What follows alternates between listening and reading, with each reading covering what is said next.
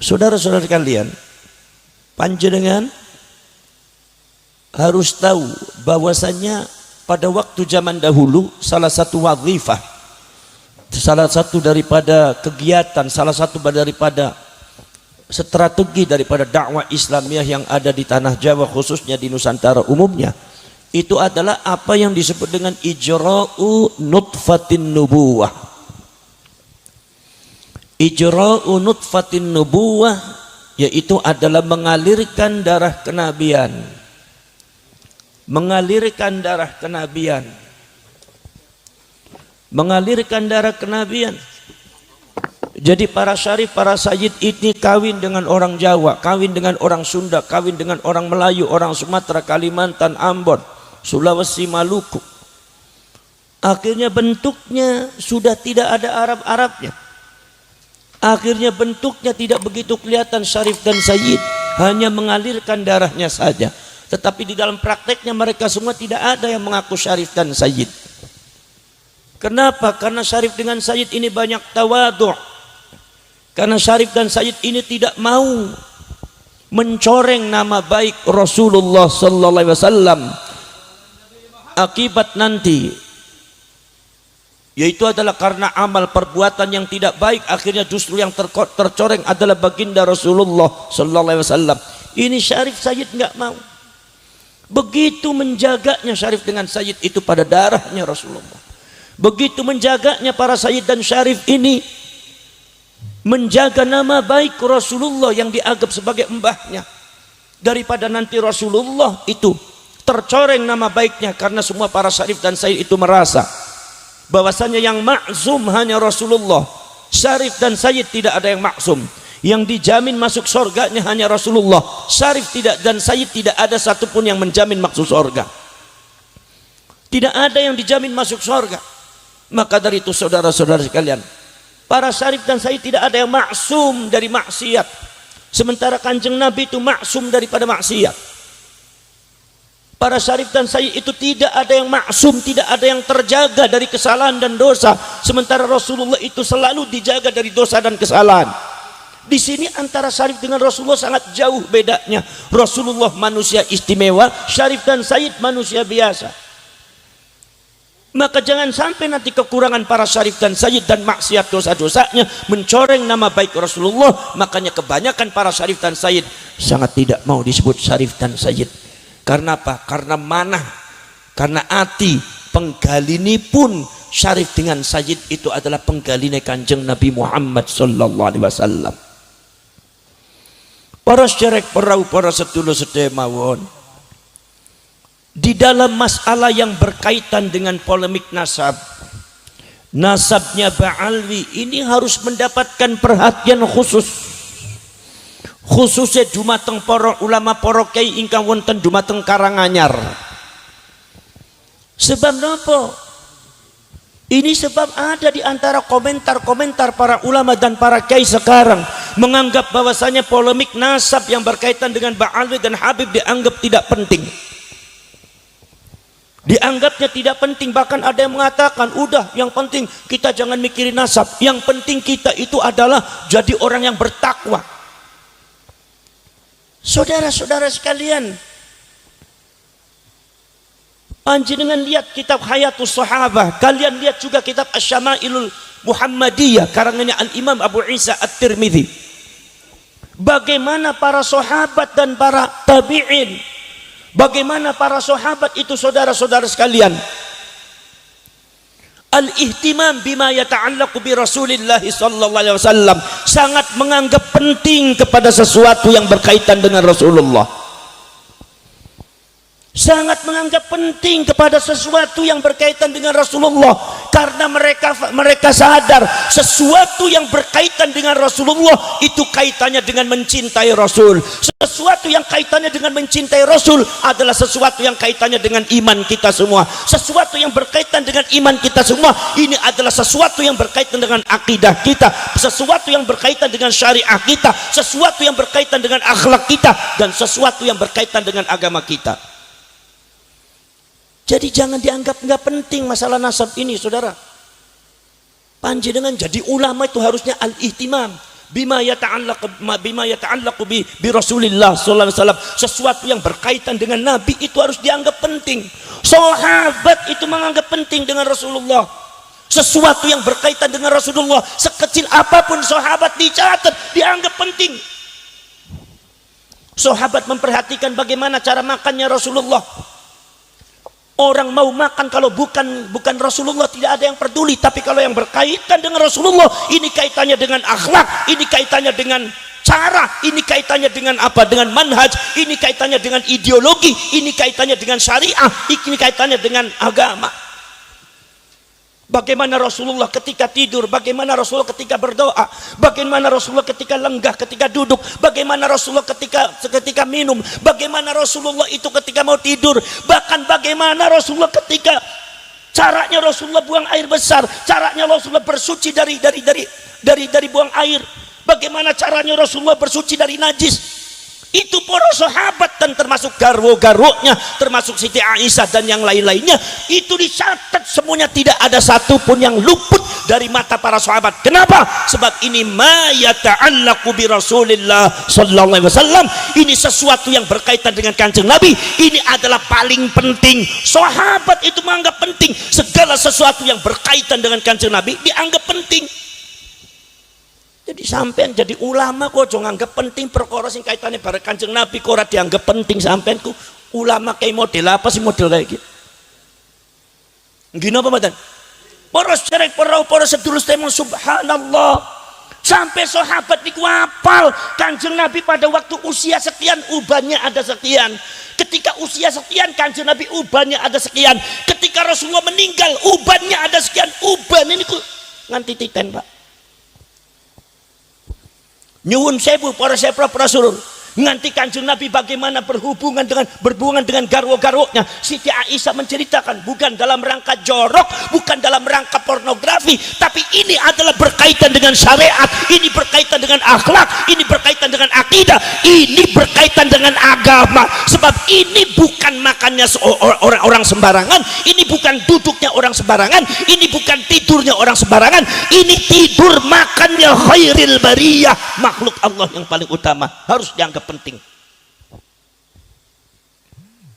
Masalah Baal wi habaib ini ngaku putu dudu putu si Tarjo, dudu putu si Bejo, iki ngaku putu Kanjeng Nabi khairil bariyah, wajib diteliti, wajib ditelusuri. Ini adalah tugasnya para ulama, para kiai sebagai warasatul anbiya. Bae sampean jadi ulama tadi kiai ora gelem ngurusi pensiun, bae sampean jadi kiai nek. Gini apa mboten? Gini apa mboten? Jangan dianggap tidak penting, Pak. Sebab ini adalah kaitannya dengan syariah, ini kaitannya dengan akhlak, ini kaitannya adalah dengan apa? Dengan akidah.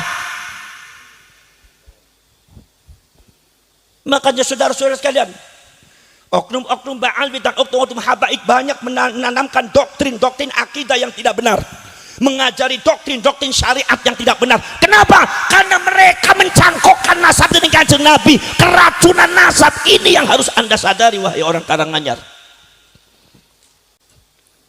Maka dari itu jangan dianggap tidak penting. Kadang-kadang wonten iku tokoh-tokoh NC ngomong kowe ora penting, kowe aku tahu orang ngurusi nasab.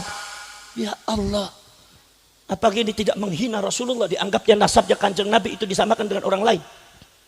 Lalu bagi panjenengan itu yang paling penting apa? Sing ngomong kowe ora penting, kowe aku tahu orang ngurusi nasab.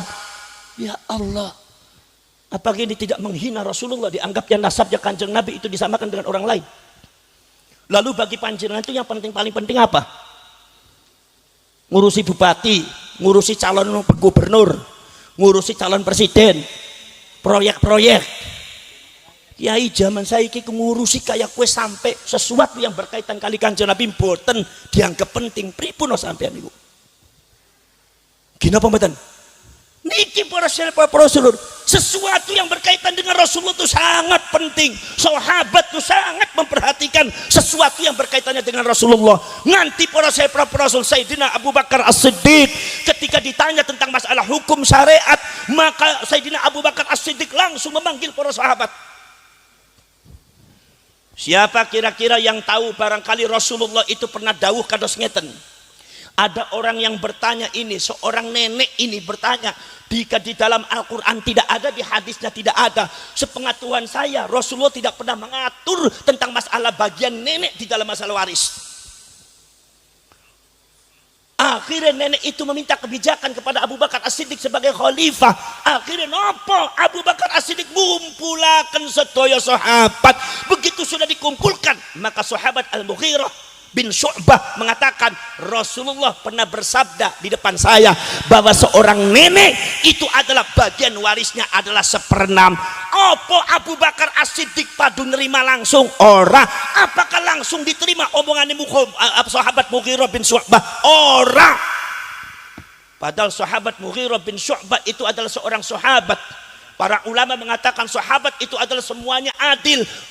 Jadi la yumkinu kidbuhu, orang mungkin bohong. Tetapi karena ini berkaitan dengan dawuhnya Rasulullah, sahabat Mughirah bin Syu'bah niku ngendika tentang masalah dawuh Kanjeng Nabi, maka Abu Bakar As-Siddiq menyumpah beliau, sumpah. Sahabat disumpah. Apa sebabnya? Al-ihtimam bima yata'allaqu bihi bi Rasulillah sallallahu alaihi wasallam, menganggap penting sesuatu yang berkaitan kali Kanjeng Nabi. Sahabat itu, Pak. Masya Allah. Sayyidina Umar bin Khattab kuduana saksine. Jadi Abu Bakar As-Siddiq disumpah kuduana saksinya, Sayyidina Ali disumpah kuduana saksi. Ini kenapa? Karena ini berkaitan dengan mengatasnamakan dawuh Kanjeng Nabi. Milo kuduana sumpah, milo kuduana saksi. Nek ora ana sumpah, ora ana saksi, ora bakal diterima marang Abu Bakar As-Siddiq, ora bakal diterima dumateng Sayyidina Ali, ora bakal diterima dumateng Sayyidina Utsman, ora bakal diterima dumateng Sayyidina Umar. Kenapa? Inilah al-ihtimam bima yata'allaqu bi Rasulillah sallallahu alaihi wasallam. Ihtimam yaitu adalah menganggap penting sesuatu yang berkaitan kali Kanjeng Nabi Muhammad sallallahu alaihi wasallam. Ini Ba'al Habaib ini mengaku cucunya Rasulullah dengan nasab-nasab yang susah dimasuk akal, orang masuk akal, susah dijadikan susah dibahasnya, buktinya tidak ada. Kitab-kitabnya kadang-kadang banyak yang tidak benar, cerita-ceritanya banyak yang bohong. Ini wajib dibahas oleh ulama-ulama Indonesia dan wajib pemerintah itu turun tangan dalam masalah ini. Kalau seandainya ternyata nasab daripada Ba'alwi itu tidak benar, mencangkokkan kepada Rasulullah, sementara bangsa Indonesia masih ada yang meyakini, maka ini yang berdosa bukan orangnya saja, ulama, kiai dan pemerintah dosa kabeh. Ngrasane wong Islam tapi orang peduli marang Nabi ini. Mungkin apa badan? Dibahas. NU ini kudu bahas. Ngadakan bahsul masail. Kiai Imaduddin diundang. Kabeh nih kono dibahas kabeh nih bagaimana nih? Karena apa? Ini masalah berkaitan dengan Rasulullah. Ojo deleng Habib, ojo deleng Ba'alwi. Ini tidak ada kaitannya dengan benci tidak benci. Ini tidak ada kaitannya dengan adu domba. Ini tidak ada kaitannya dengan sengit geting ning wong ora. Dalam rangka mencari fakta kebenaran bagaimana? Karena ini berkaitan dengan Rasulullah. Nek wong ngaku putuhe wong liya, ya ora ana sing peduli, tapi lang angkrana wong ning Karanganyar aku putuhe Mbah Hasyim Asy'ari. Setikat Mbah Hasyim Asy'ari bae kudu ditelusuri, wajib.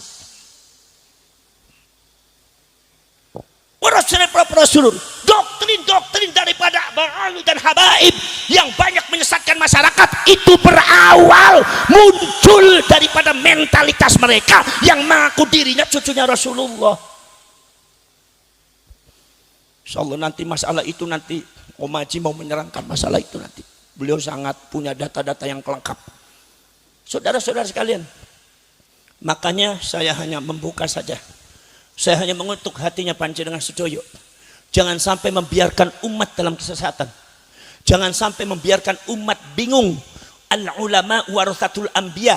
Ulama itu pewarisnya para nabi. Kalau Nabi Rasulullah SAW dan Al-Quran itu tujuannya untuk mengklarifikasi sesuatu kemungkaran dan kebatilan yang pernah terjadi di kalangan masyarakat, maka para ulama juga harus mengklarifikasikan.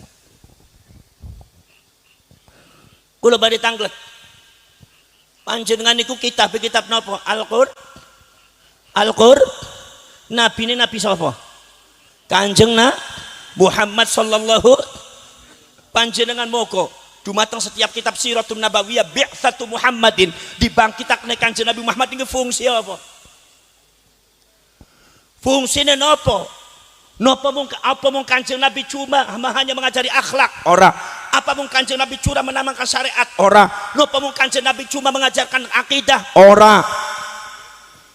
Tugas daripada Al-Quran dan Kanjeng Nabi adalah tugasnya apa? Mengklarifikasi satu kemungkaran dan kebatilan yang terjadi di masa lalu. Saudara, dikiranya pada waktu masa dulu itu nggak ada fitnah. Ada. Masya Allah. Saya mau cerita Nabi Isa alaihissalatu wassalam difitnah. Satu difitnah, Nabi Isa adalah anak zina. Karena Siti Maryam itu adalah sebagai khadimah, yaitu adalah orang yang berbakti kepada Masjidil Aqsa, Baitul Muqaddas. Ada lagi seorang namanya Yusuf An-Najjar, itu juga orang soleh dari Nigeria, orang kulit hitam. Begitu Allah subhanahu wa ta'ala menghendaki Siti Maryam supaya punya anak tanpa bapak, itu langsung orang Yahudi mengklaim Maryam berzina dengan Yusuf. Siti Maryam lari, diselamatkan oleh Nabi Zakaria. Subhanallah, saudara-saudara, diselamatkan oleh Nabi Zakaria. Tapi fitnah tentang masalah Nabi Isa itu masih ada, sampai masih ditemukan di dalam kitab-kitab Bible, baik New Testament atau Old Testament, yaitu di dalam kitab Bible-nya orang-orang Yahudi atau orang-orang yang agama Nasrani. Itu saudara-saudara kalian masih tercatat Isa bin Yusuf.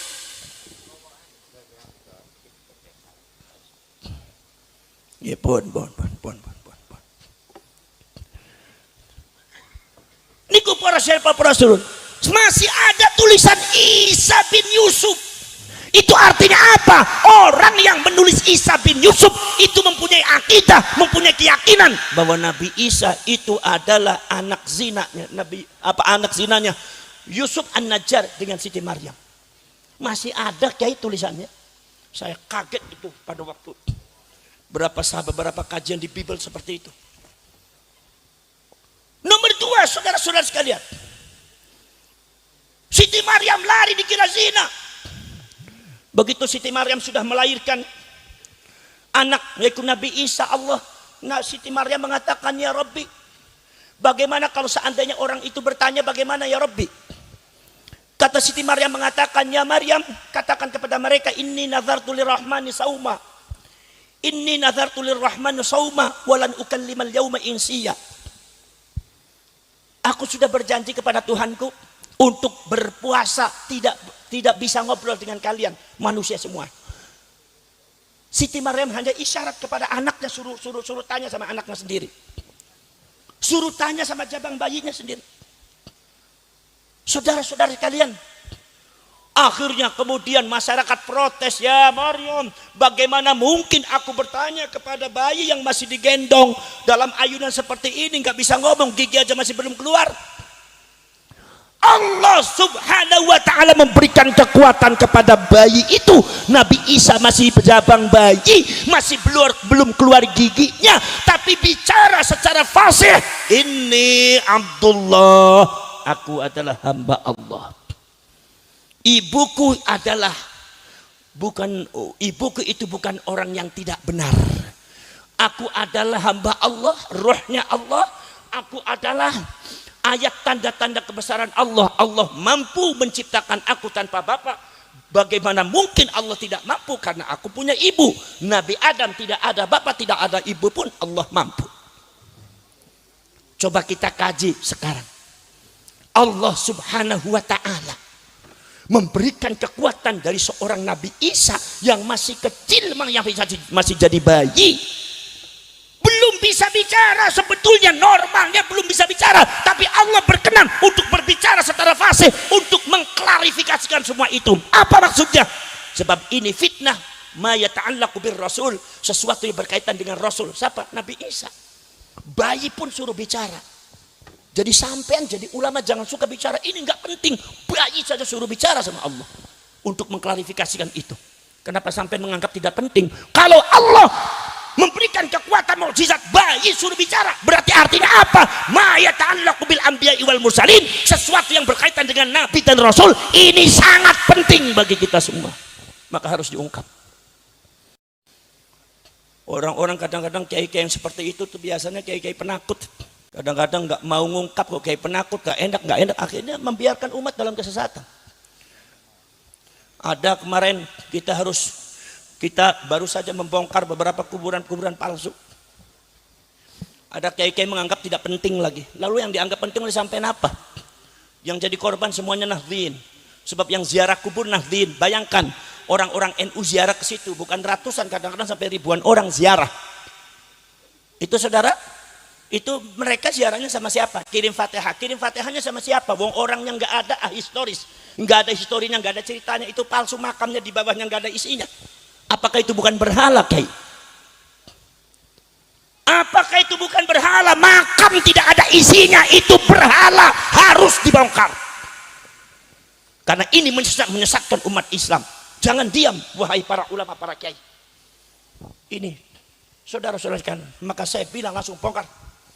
Kerjasama dengan aparat, bongkar semua. Akhirnya di Pemalang bongkar, yang ada di bongkar. Ini ada beberapa makam lagi yang harus dibongkar. Subhanallah, makamnya orang ditumpangi, diganti namanya Habib. Kemudian juga ada lagi makam baru yang tidak ada isinya, ditulisnya makamnya Habib. Jangan menutup mata sampean. Jadi ulama, jadi kiai, jadi pemerintah, jadi aparat, jadi TNI, jadi kepolisian, jangan menutup mata. Ini sudah terjadi di kalangan masyarakat dan rakyat Indonesia. Rakyat ini perlu diselamatkan, jangan diam saja sampean. Wis keblok pe ora apa-apa keblok. Lah wong Karanganyang bisa emong keblok tok. Nglakoni ora mung bisane keblok tok. Subhanallah. Ini saudara-saudara, Siti Maryam akhirnya begitu Nabi Isa sudah sepuh, ini orang Yahudi tetap merekayasa akidah yang tidak benar, membelokkan masyarakat kepada akidah yang tidak benar. Apa? Nabi Isa memiliki mukjizat, bisa menghidupkan orang mati. Wa ubri'ul akmaha wal abrasa biidznillah wa uhyil mauta biidznillah, bisa menghidupkan orang mati dengan izin Allah. Orang Yahudi mengatakan, wahai umat Isa, wahai masyarakat, yang namanya Isa itu orang luar biasa. Enggak. Kali ini membelokkannya bukan atas nama benci kepada Nabi Isa, tetapi atas nama cinta kepada Nabi Isa. Atas nama benci kepada Nabi Isa, umatnya Nabi Isa banyak yang selamat, tapi atas nama cinta kepada Nabi Isa dibelokkan akidahnya, banyak umatnya Nabi Isa yang tidak selamat ketika dibelokkannya atas nama cinta. Orang luar biasa enggak. Yang namanya Isa itu bisa menghidupkan orang mati. Orang biasa tidak mungkin bisa menghidupkan orang mati. Kalau Isa bisa menghidupkan orang mati, berarti Isa manusia luar biasa enggak. Dibelokkan sedikit demi sedikit. Yang namanya Isa itu manusia mengandung Tuhan. Kenapa? Karena Isa bisa menghidupkan orang mati. Kenapa? Sebab Isa itu bisa menghidupkan orang mati. Menghidupkan orang mati itu bukan pekerjaan manusia, itu pekerjaan Tuhan. Kalau Isa bisa menghidupkan orang mati, berarti di dalam diri Isa mengandung Tuhan. Isa itu setengah manusia, setengah Tuhan. Nggih. Sudah mulai sesat ini. Akhirnya apa? Akhirnya kata orang Yahudi mengatakan, wahai umat Nabi Isa, Isa itu anaknya Allah. Apa sebab? Sebab Isa itu setengah manusia, setengah Tuhan. Sedangkan Isa dilahirkan hanya ada ibunya saja, Siti Maryam. Ibunya itu manusia, berarti jelas bapaknya itu Tuhan. Tuhan satu-satunya itu Allah, berarti Isa itu anaknya Allah. Nggih. Agama Allah, agama tauhid, monoteisme, tauhid dumateng Allah Subhanahu wa taala sudah disesatkan oleh orang Yahudi, menyesatkan masyarakat umatnya Nabi Isa. Ini jangan sampai terjadi seperti ini di kalangan umat Islam. Saudara-saudara sekalian, Nabi Isa dianggap anak Allah, maka muncullah agama baru, agama Trinitas. Saudara-saudara sekalian, ini akibat apa? Akibat fitnah yang dibiarkan. Maka turunlah Al-Quran, turunlah Rasulullah dalam rangka apa? Mengklarifikasikan tentang masalah Nabi Isa. Ungkap dalam masalah surat Maryam, diungkap semuanya. termasuk Nabi Isa dipanggilnya Ibnu Maryam, anaknya Maryam, bukan anak saya. Ketika mereka mengatakan Isa itu harus disembah sebagai Tuhan anak, maka diungkap di situ bahwasanya saudara-saudara sekalian, Nabi Isa tidak pernah memerintahkan kepada orang bahwasanya untuk menyembah dirinya, enggak pernah. Itu harus diungkap, diklarifikasikan di dalam Al-Quran dan hadis, diklarifikasikan di dalam ayat Al-Quran secara langsung oleh Allah, langsung dibantah oleh Nabi Muhammad. Wala taltafitu laumatal laim, Arabnya what Arab ora bener. Saudara-saudara sekalian, maka panjenengan semua sebagai warasatul anbiya harus meneruskan perjuangan beliau mengklarifikasikan kepada masyarakat untuk perkara-perkara yang tidak benar, harus diklarifikasikan mana yang benar, mana akidah yang benar, ini enggak benar, yang ini benar, yang ini enggak benar. Itu tugasnya sampean sebagai warisnya para nabi. Saudara, Nabi Sulaiman difitnah tukang sihir. Nabi Sulaiman difitnah tukang sihir, gembong penyihir itu Sulaiman. Subhanallah. Saudara-saudara sekalian, diklarifikasikan oleh Allah dalam Al-Quran. Satu riwayat mengatakan bahwa setan dan iblis justru memendam, mengubur buku kumpulan penyihir yang asalnya dari apa?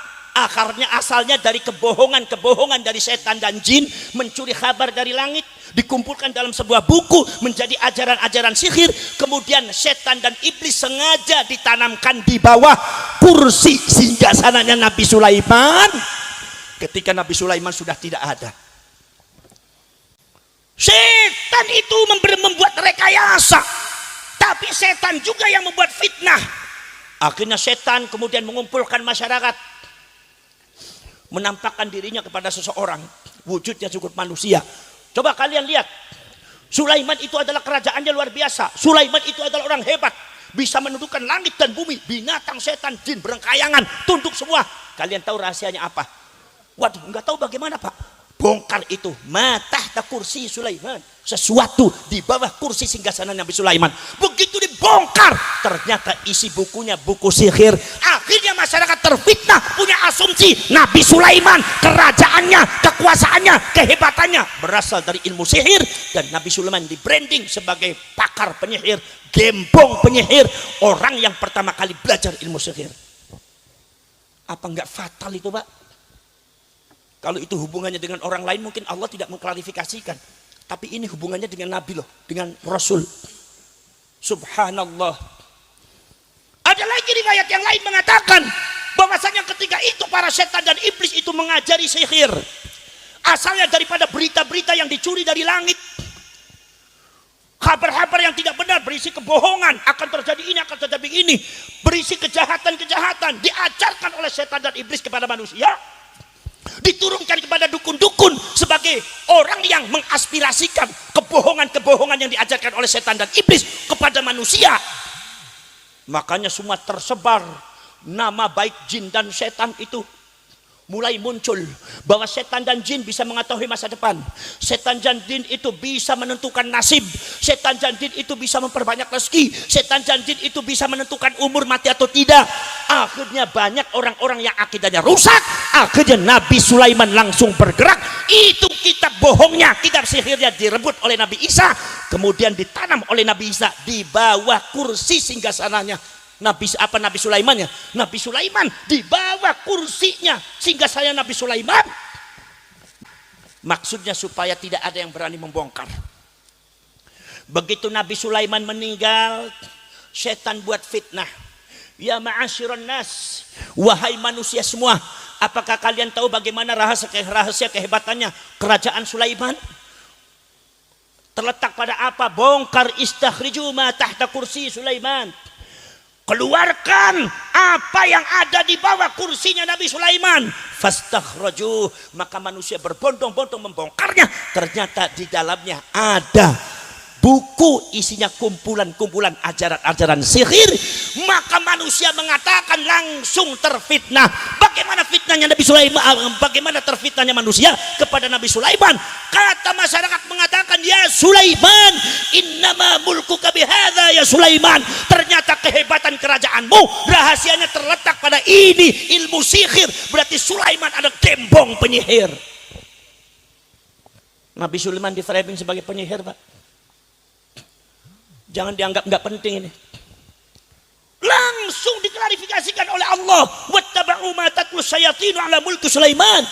Wa ma kafaru Sulaiman walakinna syayatina kafaru yu'allimuna an-nasa sihr. Langsung dibantah oleh Allah dalam Al-Qur'an.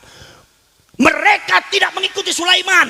Yang mengajarkan sihir adalah para setan, para jin yang tidak benar. Itu adalah pertanda kekufuran setan kepada saya. Sulaiman tidak pernah mengajarkan sihir. Sulaiman tidak pernah mengajarkan kekufuran. Tapi setan-setan itu yang mengajarkan kalian kekufuran, yaitu adalah sihir-sihir adalah setan. Yang membuat rekayasa adalah setan dengan menanamkan doktrin-doktrin kebohongan kepada manusia semua. Allah membongkarnya di dalam Al-Quran. Allah membongkarnya di dalam Al-Quran. Tapi fitnah tentang masalah Nabi Sulaiman itu berlangsung sampai zamannya Kanjeng Nabi ini sampean masih terasa, Pak. Nabi Sulaiman di branding sebagai penyihir. Pada waktu Rasulullah menyebutkan para nabi Allah yang wajib diimani, di antara menyebutkan Nabi Adam, Nabi Nuh, Nabi Syed, Nabi Dawud, Nabi Ibrahim, Nabi Ishak, Nabi Ismail, Nabi Hud, Nabi Syu'aib, Nabi Dzulkifli, sampai Nabi Yahya, Nabi Musa, Nabi Harun. Nabi Muhammad menyebutkan Nabi Sulaiman. Ketika disebutkan nama Sulaiman, muncul Sulaiman, maka itu orang Arab, orang musyrik yang sudah didoktrin oleh orang Yahudi. Orang Yahudi langsung berteriak, Sulaiman Muhammad ikut tukang sihir. Sihirnya Muhammad adalah dari Sulaiman. Buktinya apa? Buktinya Muhammad menyebutkan Sulaiman sebagai orang yang wajib dipercaya sebagai nabi dan rasul. Berarti Muhammad adalah penerus Sulaiman, penyihir. Langsung diklarifikasi oleh Allah, wa ma huwa bisahir. Wa ma huwa bisahir. Muhammad itu bukan penyihir. Itu diklarifikasikan oleh Allah dalam Al-Quran, diklarifikasikan oleh Allah, oleh Rasulullah yang disebut musaddiqul lima baina yadayhi. Rasulullah membenarkan, mengklarifikasikan, meluruskan cerita tentang para nabi, para rasul yang sudah terfitnah, dibelokkan oleh orang-orang yang tidak benar. Maka ini tugasnya Al-Quran, diturunkan oleh Allah Subhanahu wa ta'ala sebagai hudan linnas wa bayyinatin minal huda wal furqan. Jadi sampean jangan punya alasan ini nggak penting. Gimana loh sampean kiai? Sudah tahu yang jadi korban itu orang-orang NU, masa orang dianggap penting? Sesuatu yang berkaitan dengan Rasulullah tidak dianggap penting. Saya tanya, lalu yang dianggap penting oleh sampean apa? Yang berkaitan dengan pilkada, Pak? Apa yang berkaitan dengan pilgub? Apa yang berkaitan dengan apa pilihan presiden? Itu lebih penting daripada sesuatu yang berkaitan dengan Rasulullah. Sampean pertanggungjawaban di depan Allah bagaimana? Maka di sini saudara-saudara sekalian, mari kita bersatu padu saudara-saudara sekalian, karena ini adalah sangat luar biasa dan ini adalah bukan sekedar berhubungan dengan agama kita, dengan akidah kita, dengan syariat kita, tetapi ini sangat berhubungan dengan status kita, eksistensi kita sebagai bangsa Indonesia. Kalau kita mencintai Indonesia, kalau kita mencintai negeri ini, kita harus bahas semuanya. Sebab sudah banyak yang klaim negara, klaim daerah, klaim apa semuanya. Insya Allah nanti akan dijelaskan oleh Om Haji nanti. Saudara-saudara sekalian, bahwasanya itu, maka saya di sini hanya membuka saja, tidak panjang lebar, tidak elok kiranya di samping kesepuhan kita banyak berbicara dan berpanjang-panjang lebar. Insya Allah nanti kita dengarkan bagaimana uraian daripada kesepuhan kita ini, yaitu adalah Syarif Raden Haji Omah Irama. Mudah-mudahan ada manfaatnya. Tapi saya minta kepada panjenengan semua, ini adalah tugas para ulama, para kiai di dalam rangka menyelamatkan umat. Jangan sampai umat itu tetap dalam kebodohan, tetap dalam kesesatan, tetap dalam bergelimang dosa dan maksiat. Saudara-saudara sekalian, dari saya cukup sekian saja. Assalamualaikum warahmatullahi wabarakatuh.